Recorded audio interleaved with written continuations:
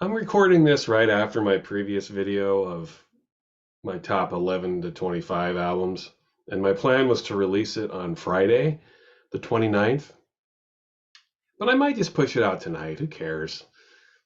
It'll give you guys more to watch if you're kind enough to watch. So I just did my 11 through 25 albums video, and now I'm going to do my top 10. These are my 10 favorites of the year, bar none. I've listened to these 10 records, albums, whatever you want to call them, more than any other album released in the year of 2023, the year of our non-Lord. And I'm going to start with this, my number 10. Do you know what this is? Can you just look at this and figure it out? Give yourself a second. Try to figure this out if you don't know who this is.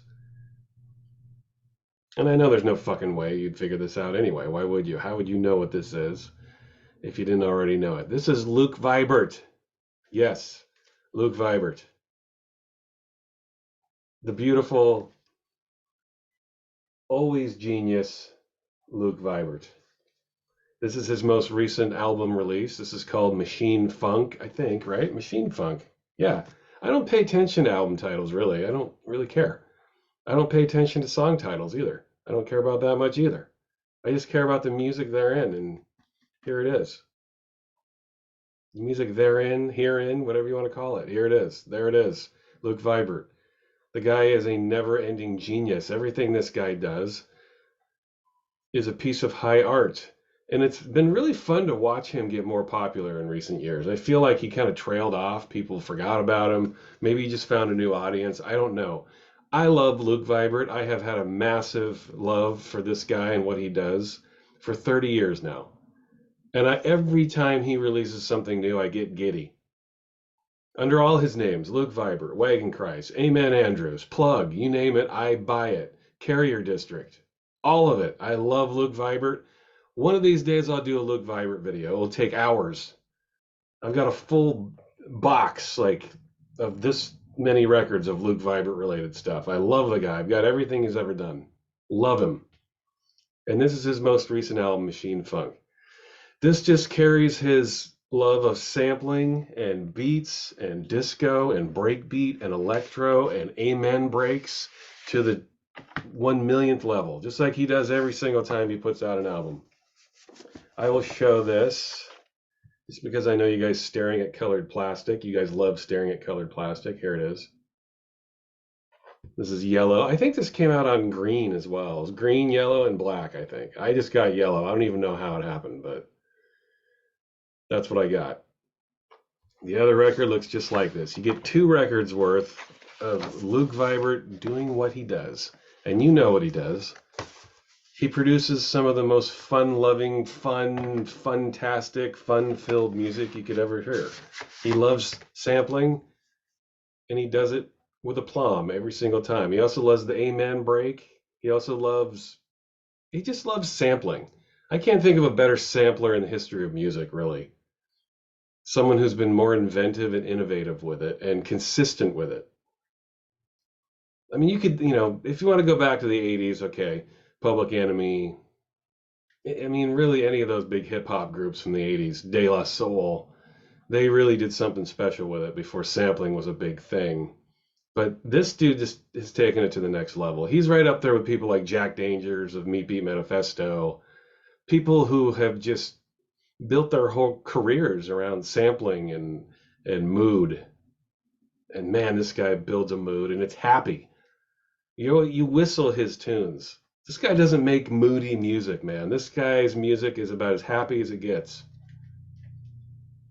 But intricately so. Luke Vibert, Machine Funk. This is my number 10 of the year. Absolutely love this guy. He can never do any wrong, in my opinion. Okay. My number 9. Do you know what this is? Some very nondescript covers when it comes to information, that is. I think this is a lovely cover. This is Orbs by Anthony Naples. Love this guy, Anthony Naples. Everything he's ever put out, I have and I cherish. When this guy puts out a new record, a new 12-inch, a new album, I don't care what it is, I pick it up on sight. He has never disappointed. And his new album, I would argue, I don't know if it's his best album. The album he put out before this, what was that called? Fog FM or FM? Something FM. I can't remember his previous album was pretty spectacular. This is up there. This is just a more brief affair.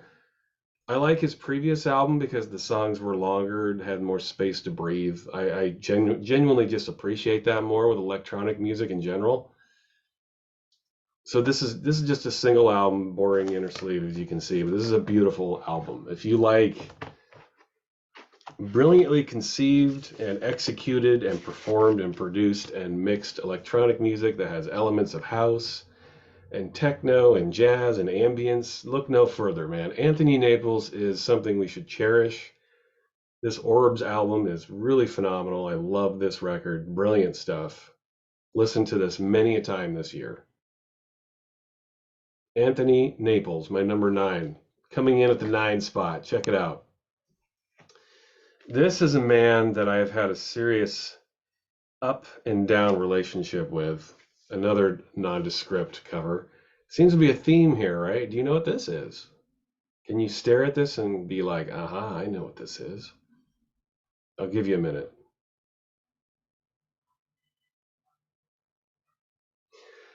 Ups and downs with this guy.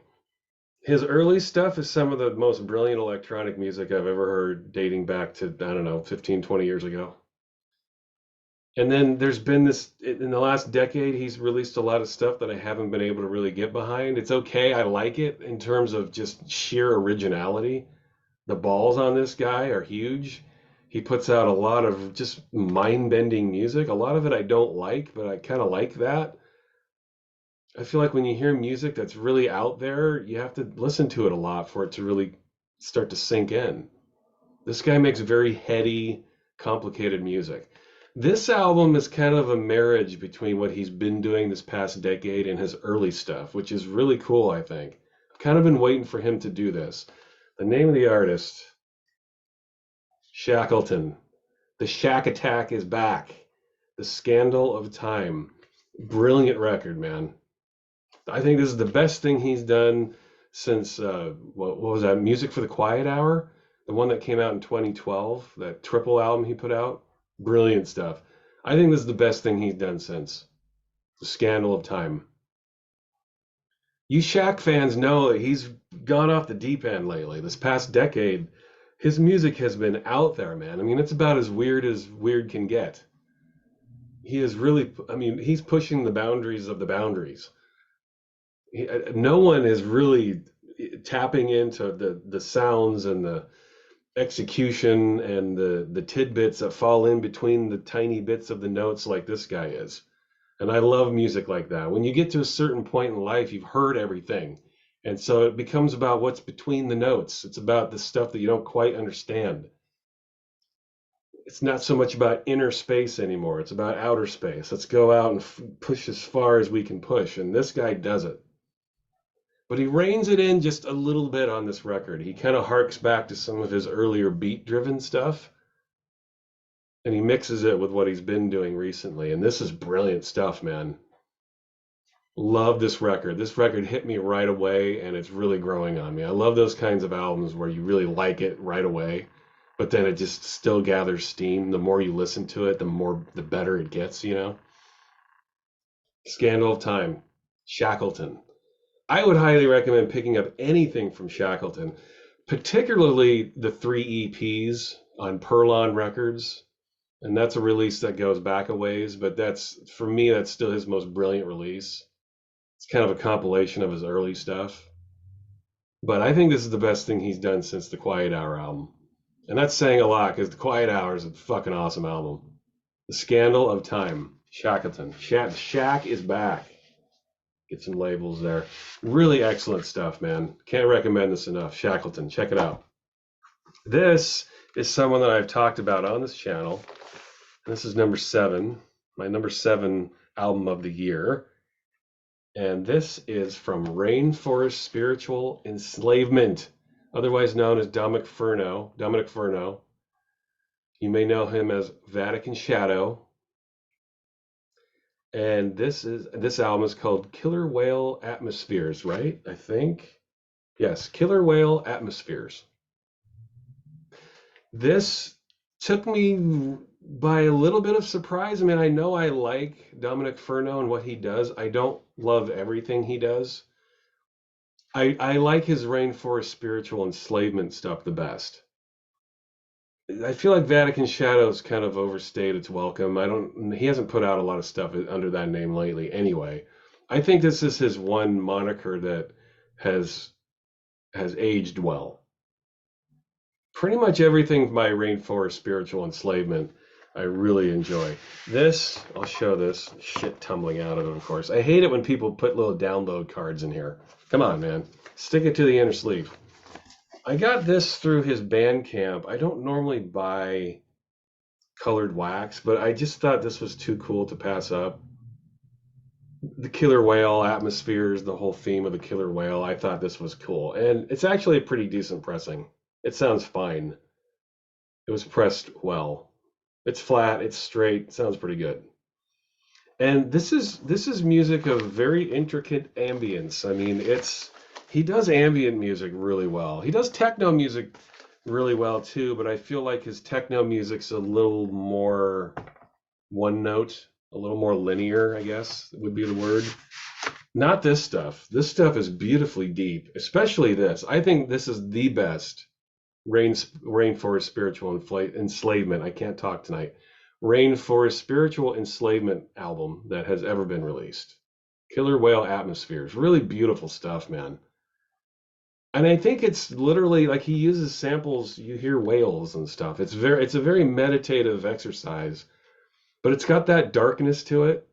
You know, most of everything Ferno does has a darkness to it. And this has that. Beautiful record, man. This has really grown on me over the last few years or a few months that I've had this. Excellent stuff. Love this album. Highly recommend this to anybody who not only likes ambient music, but you industrial heads out there, you should check him out too. His music is harsh. Um, the atmospheres are much more harsh than what you might normally find on like a more new agey ambient record. Even people who like metal music and just harsher sounds, I would highly recommend you check out Rainforest Spiritual Enslavement, any record, but this one in particular. One of my favorites of 2023, absolutely. Okay, my number six. This just really goes without saying. I talked about this earlier in the year. This is the most recent PJ Harvey album, and I forget the title. I don't remember titles. I Inside the Old Year Dying. It's PJ Harvey, okay? Do I need to say any more? This woman is an absolute treasure. I love everything she does. This is a beautiful record. Anytime she puts an album out in any year, it's more than likely going to be in my top five.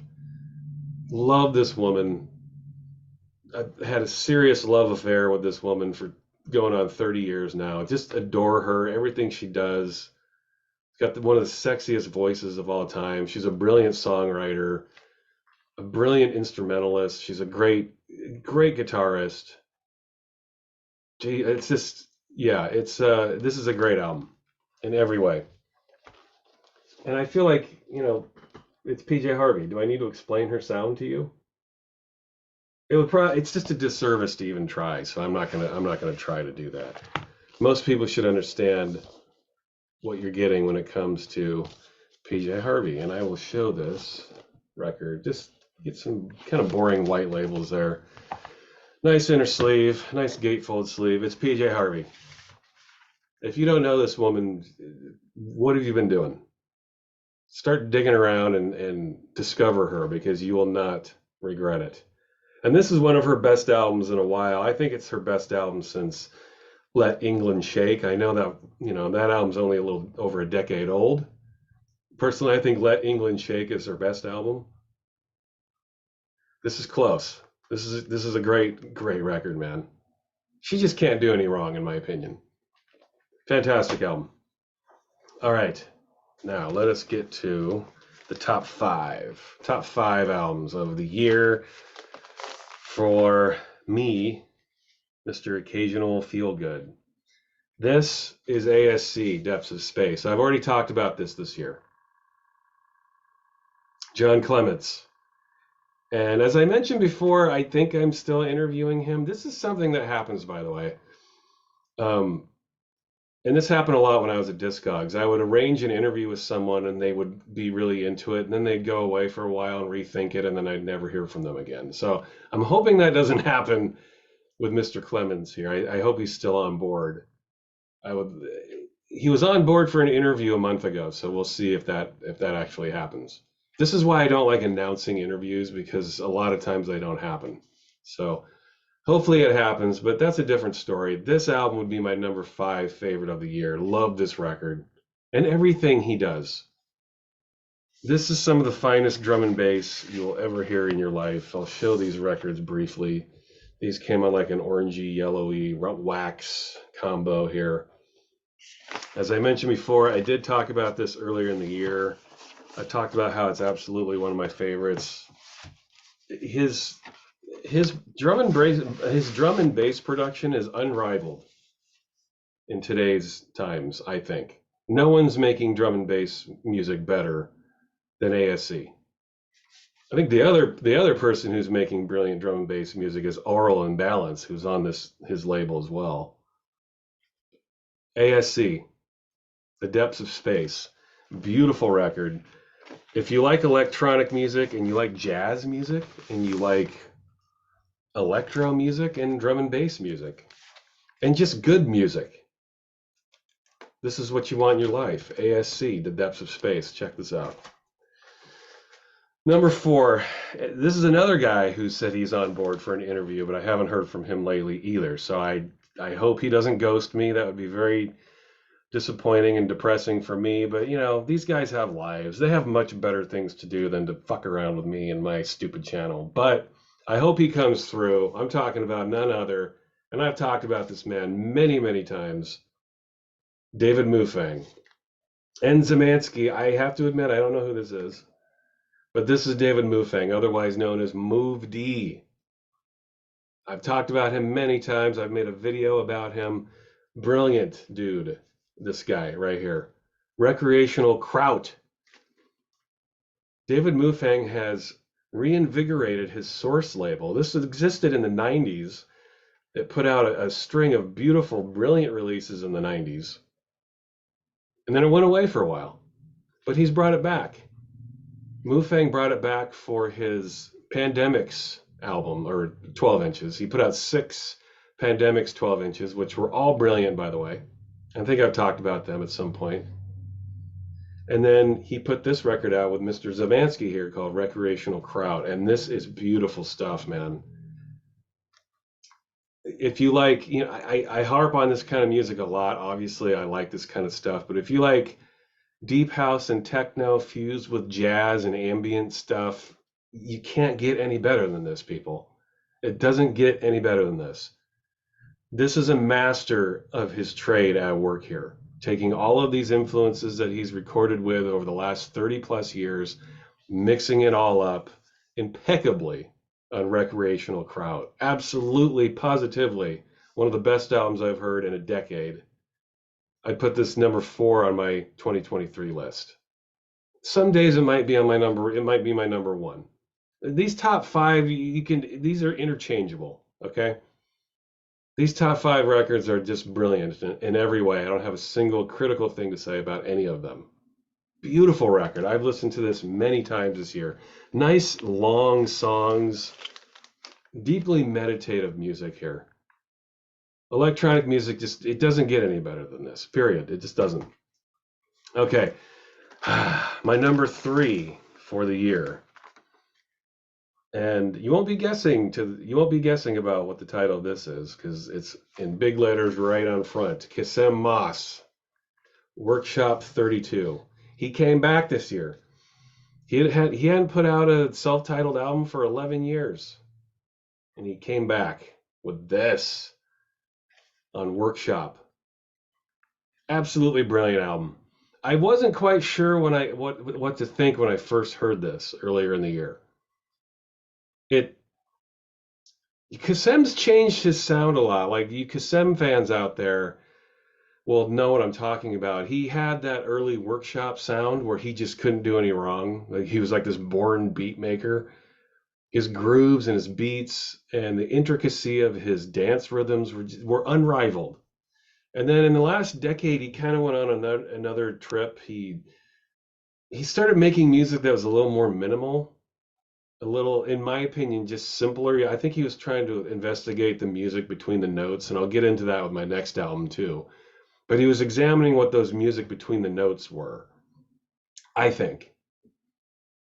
I think people trying to nitpick and explain and define the music he makes probably annoys him, and I don't blame him. But for us who listen to it, this is what we do. I mean, this is kind of our job. We listen and we critique and we refine and we give opinions. And I think that's what Kassem has been doing this past decade.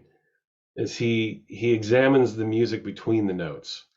With this, he kind of went back to his old school sound a little bit, but he didn't lose what he's been doing recently.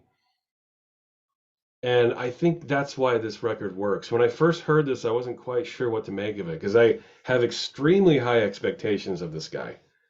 And you Kassem fans, you know what I'm talking about. We have high expectations of this man. We know he's capable of utter genius. And when I first heard it, I was like, huh, I really like it, but I'm not sure what I think of this and what I think of that. Now that I've had 6 more or so months to listen to this, I love this album.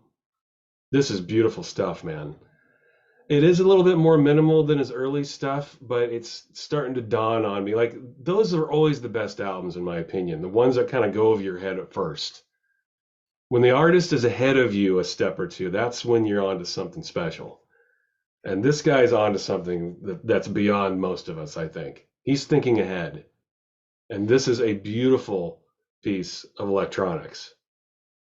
The best thing he's done in well over a decade. And it's a full album of stuff. And it's mastered by Lorenz Linder, otherwise known as MixMup. And that will lead me to my number 2 album of the year here in a second. Kassem Mosse, Workshop 32, brilliant record. If you like, again, ambience, dance rhythms, but slightly ahead of its time type beats, beats that demand your attention, beats that you can put your headphones onto and kind of space out to, not just dance floor fillers. This is the album to turn to. And I love that kind of music. I've loved it for a long time. And I think this is a gorgeous, gorgeous record. It's really, really grown on me since, because this came out early in the year, I think in the spring, March or April. So I've had some months to let it sink in, and it has. This is my number 3 of the year. Check that out. Leading me to number 2, this Casm and MixMup together. They're together again. That's right. I'm putting 2 Kassem records right next to each other. I love this guy. And he has been back in a big way this year. When he records with MixMup too, that is something extremely special. The 12-inch they put out on Trilogy tapes, which by the way, this album is on. That's the label this is on.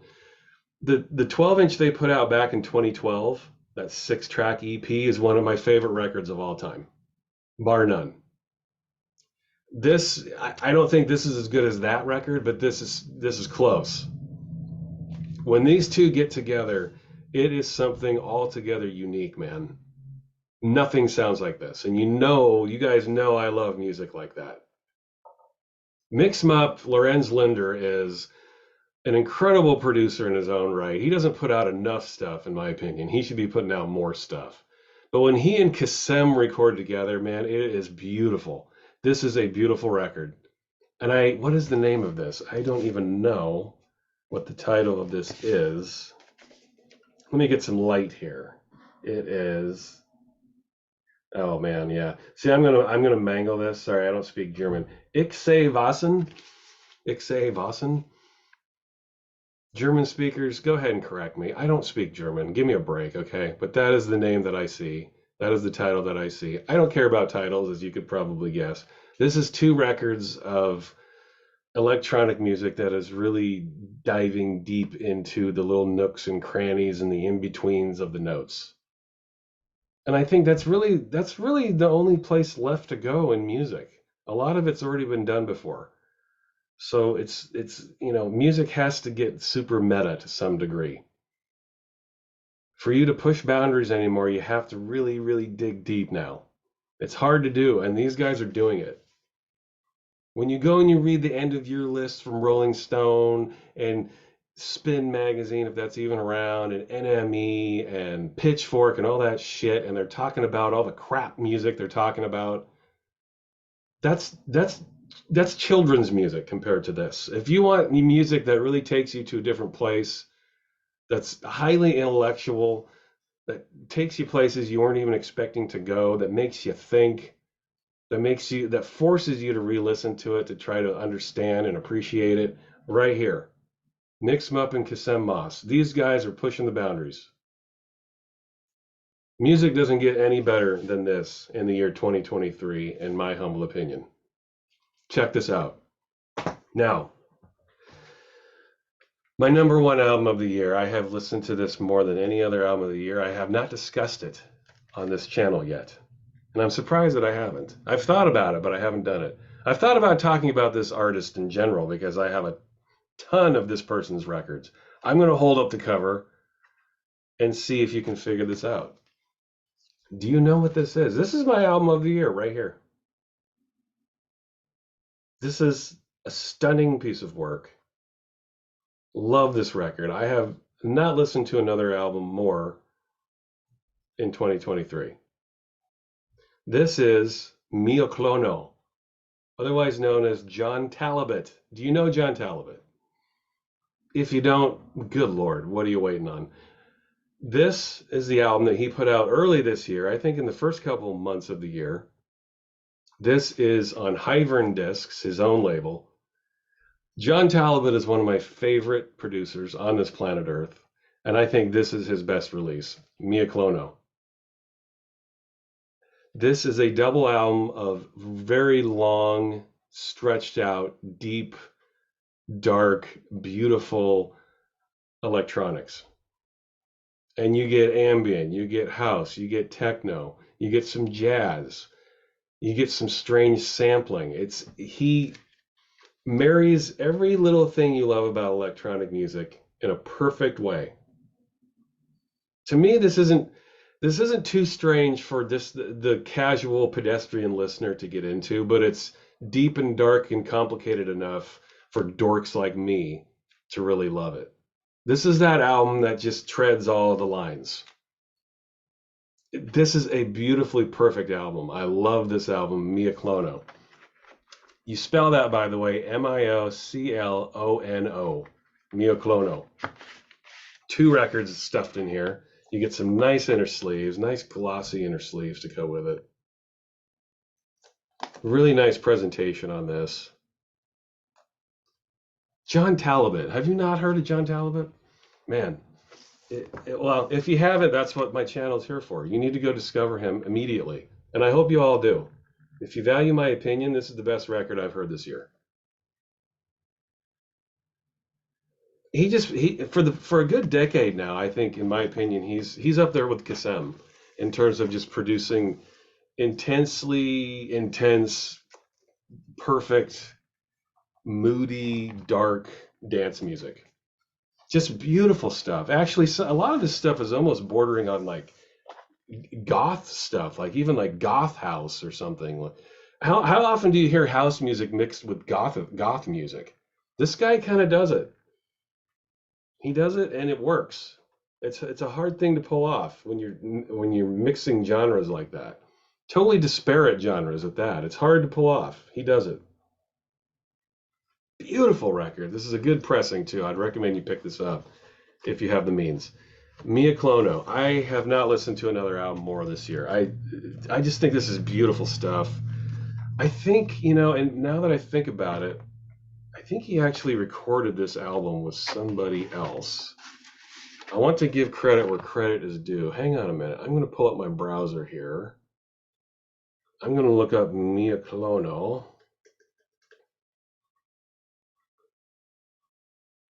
Oh, and this album is called Cluster 1, by the way. I don't think I mentioned that. The name of the album is Cluster 1. Who cares what it's called? Just listen to it. Let's see. Who does he record with when he does MClono?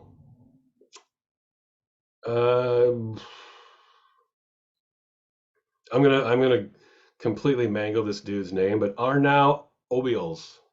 These guys are Spaniards, by the way. They are Spanish fellas. Yeah, his name's Arnau Obiols. I have no clue who he is. Never heard of him. I don't know. But that is the person that John Talbot records with when he does this. Cluster 1. And cluster is actually an apropos title because it reminds me of another genre that exists here, krautrock. You know, these are long songs and they're repetitive, so it has some krautrock elements there too. So maybe cluster was a reference point to the band Cluster. I don't know. I can see that connection. It makes sense. It absolutely makes sense. All I can tell you is I haven't listened to any other album more than this. This has just been fitting all my moods at all times of the day, all year. MClono Cluster 1, my album of the year. If you haven't checked this out yet, make sure you do it. And that is my list. Those are my top 25 of the year. Number 1, number 2, number 3. I hope you haven't heard a lot. I hope you haven't heard of most of these because I would really love it if you guys discovered this stuff. Number 4, number 5, number 6, number 7, Rainforest Spiritual Enslavement. Say that quickly 5 times in a row. Number 8, Shack Attack. Number 9, Snake and Naples. And number 10, Luke the Stud Vibert.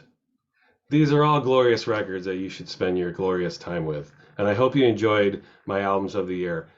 One last reminder, Saturday the 30th, I will be having my live stream. I hope it goes okay. At this point, that's all I can expect. Well, yeah, just show up. Yeah, hopefully it goes smoothly. If it doesn't go smoothly, I will shut it down, and that's all there is to it. And you guys will have to understand that. The problem with live streaming is you just can't trust people you don't know. I hate to say that. By nature, I'm a very trusting person, and I give people the benefit of the doubt. But my live streams have proved that that might not be the best policy going forward. Unfortunately, people screw it up for the rest of us. So anyway, show up. Hopefully it goes smoothly. And thanks for hanging out with me. I'll talk to you next time and have a good new year. Bye.